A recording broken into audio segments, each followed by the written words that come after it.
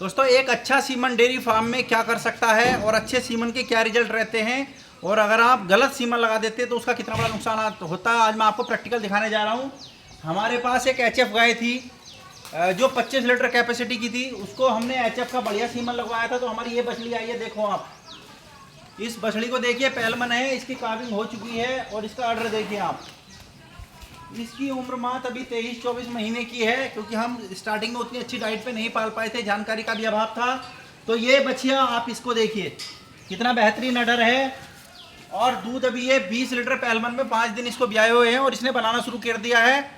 यही इसकी माँ को जो दूसरा हमारे यहाँ जो दूसरी बार एआई हुई थी, उसमें जो सीमन लगा था वो हमारे पास सीमन था नहीं, और डॉक्टर एक बोलते गिर गाय का सीमन लगा के चला गया था। उसकी बछड़ी में मैं आपको दिखाऊंगा कैसी है। दूसरी जो उसकी बहन वो कहेंगे हम, और उस गाय को जो दूसरा सीमन लगा था अगले साल, वो लगा था गिर का। तो देखिए उसकी बछड़ी ये आई है।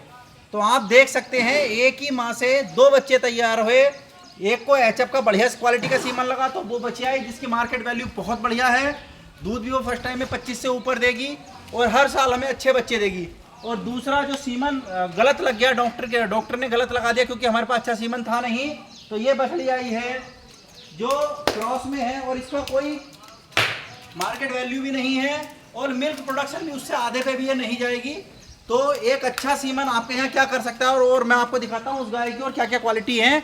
तो अच्छा सीमन लगा करके आप अपने यहाँ इतनी अच्छी गाय तैयार कर सकते हैं। और जो आप अगर गलत सीमन लगाएंगे तो आपके यहाँ ऐसी बछड़ी तैयार होगी जिसकी मार्केट वैल्यू भी नहीं होगी, दूध भी वो नहीं बनाएगी, क्रॉस में भी रहेगी, और आपके यहाँ अच्छी ब्रीड भी आगे तैयार नहीं होगी। तो अब मैं उसके बारे में आपको बताता हूँ। ये हमारी गाय है, 42 नंबर है इसका। दिखाने का उद्देश्य केवल इतना है कि लोग सीमन पे बहुत सवाल खड़े कर रहे हैं कि सीमन से कुछ नहीं होता है।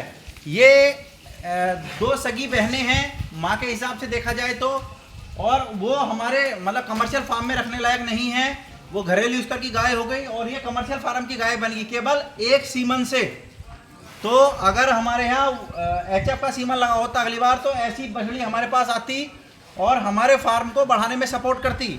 लेकिन हमारे पास सीमन की अवेलेबिलिटी नहीं थी, डॉक्टर को जानकारी नहीं थी, और हम जागरूक नहीं थे, इसलिए ऐसा सीमन लगा। तो हमारे पास क्रॉस की बछड़ी है जिसकी हमारे लिए कोई कीमत नहीं है, केवल वो घरेलू स्तर की गाय बन गई। और ये देखिए इतनी अच्छी बछड़ी केवल सीमन से, देखिए किस लेवल की बछड़ी है, बहुत शांत है और बहुत अच्छी अडर क्वालिटी है इसकी। और शाइनिंग देखिए आप, और क्वालिटी भी देख लीजिए, रील की हड्डी बिल्कुल सीधी है, लगभग हल्की उठी है क्योंकि हल्की सी जर्सी के सिम्टम है। अडर क्वालिटी आप देख लो, आज ये फर्स्ट लैक्टेशन में इतना अच्छा अडर है इसका, और ये केवल सीमन की वजह से है। इसकी मदर 25 लीटर की थी और अच्छा सीमन लगाने के बावजूद ये फर्स्ट में 25 गई है। और अभी तो उम्मीद ये है जैसे इसका अडर है स्वेलिंग वगैरह चली जाएगी। अभी 4-5 दिन इसको लगभग ब्याए हुए हैं और ये अभी लगभग 20 लीटर के आसपास है। उम्मीद है कि ये फर्स्ट में ही हो सकता है 30 पर पहुंच जाए, जैसे इसके अडर क्वालिटी और वो चीज़ें दिखाई जा रही हैं।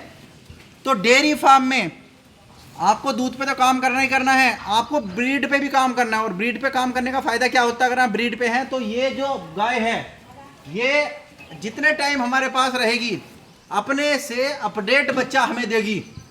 अगर ये 25 लीटर की है, फर्स्ट में 25 दे रही, तो इसकी जो बछड़ी आएगी वो फर्स्ट में 30 जाएगी और सेकंड में वो 40 तक जाएगी।